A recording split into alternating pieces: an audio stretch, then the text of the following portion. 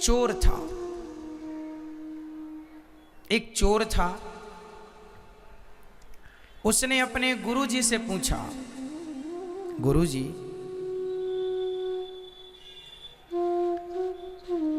मेरा विवाह कब होगा?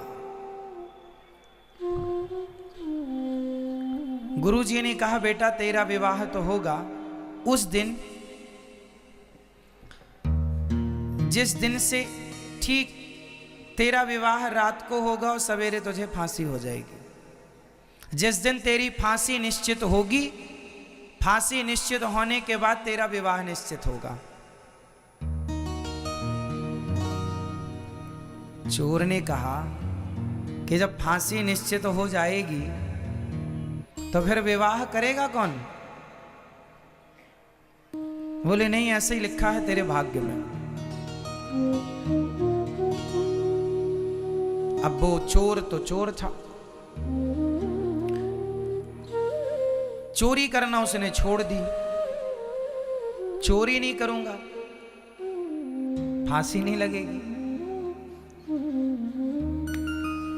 मतलब देखो, उसने जान लिया कि मेरे साथ क्या होने वाला है। अब वो सावधान हो रहा है, पर जो होनी है होके रहेगी। आप कितने भी सावधान हो जाइए, कितने भी चालाक हो जाइए, पर जो लिख चुका है, जो किस्मत में है, मिलना है तय। एक दिन वहां से राजा की सवारी गुजर रही थी। ये चोर पहले चोरी करता था पर अब नहीं करता। राजा की नजर इस पर पड़ गई। राजा ने कुछ याद किया।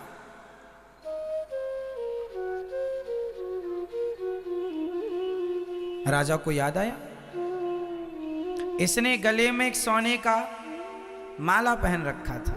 अब तो सुधर गया था, पर जो चुराया था वो तो था ही ना इसके पास। राजा ने देखा किसके गले में माला है, ये माला तो मेरा है। इसने कभी राजा का माला चुराया होगा। राजा ने पकड़ लिया, बुलाया दरबार में, तेरे पास माला कहां से आया? बहुत गोल गोल बातें की उसने। राजा ने कहा नहीं, ये तो मेरा है। उसने बाद में माना कि हाँ, मैंने आपके राज्य में भी एक दिन आपके महल में भी चोरी की थी, वहीं से ये मुझे मिला। राजा ने कहा तूने बहुत चोरी की है, मेरा भी बहुत नुकसान किया है, कल तुझे फांसी होगी। लो भैया, बेड़ियों में जकड़ गया, जेल में बंद हो गया। सिपाहियों ने कहा कोई इच्छा है तेरी? बोले आखिरी इच्छा यही है, जेल के अंदर ना रखो, पूरी रात मुझे जेल के बाहर रखो ताकि खुली हवा मिलती रहे मुझे। संयोग वो बाहर था जेल के, सड़क में एक पेड़ के नीचे बैठा था कि तभी एक माँ और बेटी वहां से गुजरी। एक माँ और बेटी जब वहां से गुजरी तो सिपाही ने पूछा तुम कौन हो? उन्होंने कहा भैया हम इस शहर में, इस नगर में नए नए आए हैं, बड़े गरीब हैं, कुछ काम मिले तो पेट भर रोटी मिल जाएगी। चोर वहीं था, सुन रहा था। बड़ी प्यास लगी है, चोर ने पानी मांगा तो उस माँ ने उसे पानी पिलाया। चोर ने कहा कि ये तुम्हारी बेटी है? हाँ मेरी बेटी है। क्या चाहती हो तुम? बोले कोई नौकरी मिल जाए, कोई सब ठीक हो जाए, गरीब हैं बड़े, खाने को व्यवस्था नहीं है। पर तुम कौन हो? बोले मुझे कल फांसी पर लटकना है, मैं चोर हूं। पर सुनो, मैं तुम्हारी गरीबी मिटा सकता हूं। कैसे? बोले मैं चोर हूं, मैं तो कल मर जाऊंगा, पर मैंने कुछ धन गड़ा रखा है जगह पर। यदि तुम अपनी बेटी का विवाह मेरे से कर दो तो मैं सारा धन से पता बता दूंगा और तुम धनवान हो जाना। तो लड़की की मां ने कहा, चोर, मैं अपनी बेटी का विवाह तेरे से कर भी दूं और तू मुझे धन भी बता दे, मैं धनी भी हो जाऊं, तो बता इसमें तेरा लाभ क्या है? एक रात के लिए तू किसी का पति बन, इसमें क्या लाभ है तेरा? चोर बोला, रोते हुए बोला, मेरा एक ही लाभ है। क्या? बोले, जब मैं मर जाऊंगा, मेरे मरने के बाद ही सही मेरा बच्चा होगा। यदि मैं इसका पति बना तो बच्चा होगा, और बच्चा होगा तो वो मुझे पिंडदान देगा। और मैंने कोई ऐसे तो पुण्य किए नहीं कि मेरा उद्धार हो जाए। जीते जी सिर्फ चोरी की है, गलत काम किया है। अब एक उम्मीद है कि यदि मेरी औलाद, मेरी संतान मेरा पिंडदान करती है और वो सही रास्ते पर चलती है, तो उसके पुण्य से, उसके पिंडदान से मेरा उद्धार हो जाएगा। बस ये लोभ है। लड़की की मां ने लड़की से पूछा, ठीक है? उसने कहा, मां जैसा अच्छा लगे। मां को लगा ठीक है, भटक तो रहे ही है, धन मिलेगा, ठीक है। शादी हो गई, पंडित जी को बुलाया, घंटे 2 घंटे में अग्नि जला करके फेरे दिलवाए, विवाह संपन्न हुआ। एक रात वो अपनी पत्नी के साथ रहा। संयोगवश भगवत कृपा के द्वारा वह पत्नी उसी रात गर्भवती भी हो गई।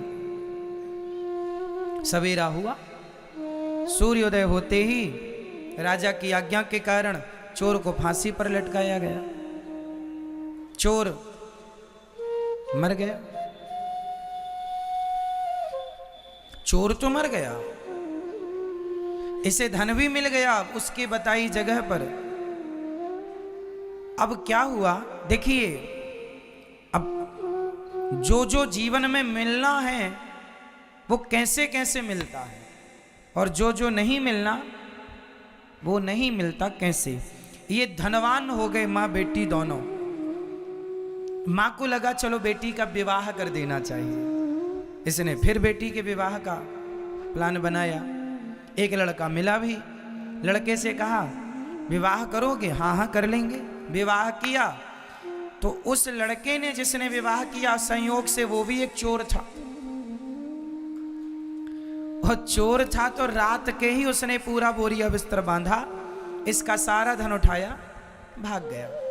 एक चोर ने धन दिया, एक चोर ने धन ले लिया। अब ये जैसे थे फिर वैसे ही हो गए। धन जाते ही उस धन के गम में ये मां निपट गई। अब अकेली लड़की बची, और लड़की भी गर्भवती। मजदूरी मांग मांग के जैसे तैसे जीवन गुजारा, बच्चा हुआ, बड़ा हुआ। एक दिन एक राजा के बेटे को एक सांप डसने के लिए बिल्कुल तैयार था। इसने देख लिया तो इसने जाकर उसकी रक्षा करने की कोशिश की, पर पहुंचते पहुंचते देर हो गई और डस लिया। राजकुमार मर गया, परंतु जान बचाने के लिए इसने अपनी जान जोखिम में डाली। राजा ने देखा, राजा ने कहा, तू मेरा बेटा। ये राजगद्दी पर चला गया, राजा हो गया। जब राजा हुआ, वो राजा मर गया, अब ये राजा हो गया। इसकी मां ने कहा, इसे अपने पति की बात याद आई कि मेरे पति ने कहा था मेरा बेटा पिंडदान करेगा। अब पिंडदान करने के लिए ये गया जी पहुंचा, और जब गया जी में पहुंचा तो जैसे ही पिंडदान करने लगा, उसके सामने 3 हाथ खड़े हो गए। एक हाथ इसके पिता का, एक हाथ उस चोर का जो चुरा के भागा, पर एक रात के लिए वो भी पति तो बना, और तीसरा वो राजा जिसने अपने पुत्र की जगह इसे गोद लेकर अपना राज्य दिया। वो 3 हाथ। अब आप लोग उत्तर दो, वो बेटा उन 3 हाथों में किस हाथ में पिंड दे? बताओ, किस हाथ में पिंड देना चाहिए? उसका असली पिता कौन हुआ? वो राजा जिसने अपना पुत्र बनाकर के इसे राजगद्दी दी, या वो चोर जो रातों रात धन चुरा के भागा, या वो जिसने इसे धन दिया इसकी मां को और पहला विवाह हुआ? बताओ, इन तीनों में उसका असली बाप कौन और वो पिंड लेने का अधिकारी कौन? तीनों हाथ में किस हाथ में वो पिंड रखे? उत्तर दो, जल्दी बताओ, सिर नहीं, बताओ, पहला, दूसरा या तीसरा? तीनों में किसके हाथ में वो पिंड रखे? फर्स्ट, सेकंड, थर्ड, आप बताओ। तीसरा, इनकी तरफ से तीसरा, आपकी तरफ से पहला, और किसकी तरफ से क्या बोलना है? अच्छा, दूसरा भी? दादाजी कह रहे हैं दूसरा भी है, जिंदाबाद। तीसरा सही उत्तर है पहला। क्यों? क्योंकि वही इसका असली बाप है। और भले वो मर गया सवेरा होते ही, परंतु उसी ने संकल्प, उसी ने सपना देखा था कि मेरा पुत्र मेरे लिए पिंडदान करे। इसलिए बाकी तो सब धर्म के हैं, धर्म में मानते चले गए, धर्म की बेटी, धर्म का बेटा, ठीक है, उनके भी अपने कर्तव्य हैं, ठीक है, पर पहला पिंड लेने का अधिकारी वही है। बाद में फिर ये किसी को भी दे, कोई आपत्ति नहीं। अर्थ क्या निकला इस कहानी का? इस कथा से ये सीख मिली कि हमारे जीवन में कितना भी उतार और चढ़ाव आए और आएगा, कब आदमी राजा से रंक हो जाए और कब रंक से राजा हो जाए, तुम्हारी किस्मत ना हम तय करते हैं ना पड़ोसी। आपकी किस्मत, आपका भाग्य आप स्वयं बनाते हैं, और जो आप यहाँ बैठे हैं आपका भाग्य पहले ही लिख चुका है कि आपको ये आगे मिलेगा।